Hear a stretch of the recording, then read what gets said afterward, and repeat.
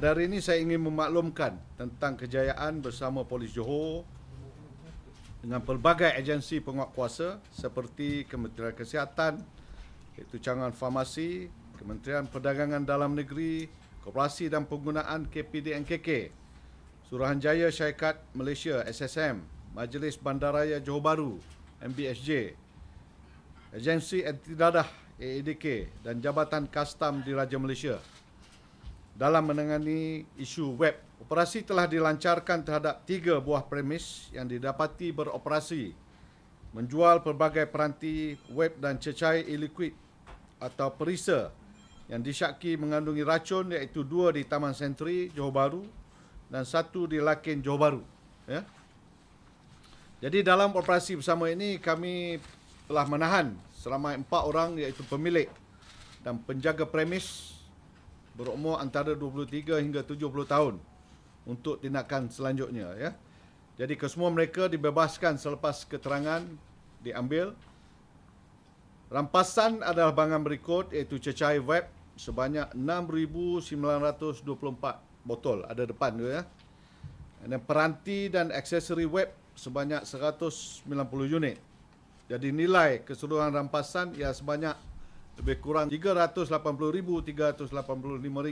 Jadi hasil operasi ini kami telah mengesan beberapa kesalahan seperti berikut, iaitu kesalahan menjual cecair perisa web dipercayai mengandungi nikotin di bawah Akta Racun 1952. Jadi tindakan ini akan diambil oleh Kementerian Kesihatan, cawangan farmasi.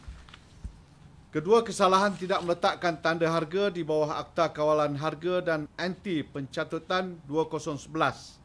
Jadi tindakan diambil oleh Kementerian Perdagangan Dalam Negeri, Koperasi dan Penggunaan KPDNKK.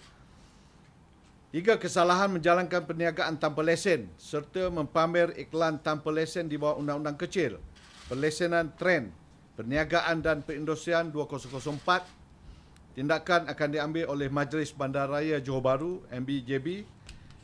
Keempat, kesalahan gagal mendaftar alat cawangan, tiada papan tanda perniagaan dan tidak pamer sijil pendaftaran di bawah Akta Pendaftaran Perniagaan 1956, di mana tindakan susulan diambil oleh Suruhanjaya Syarikat Malaysia SSM.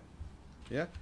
Jadi operasi bersama ini adalah operasi yang julun-julun sekali kita adakan di negeri Johor, dan kita akan meneruskan operasi ini untuk mengambil tindakan terhadap mereka-mereka yang menjual web, rokok elektronik, cecair perisa atau e-liquid mengikut peruntukan undang-undang yang ada, iaitu di bawah Akta Racun 1952, Akta Kawalan Harga dan Anti Pencatutan 2011, Akta Pendaftaran Perniagaan 1956, Akta Pemakanan dan lain-lain undang-undang yang berkaitan.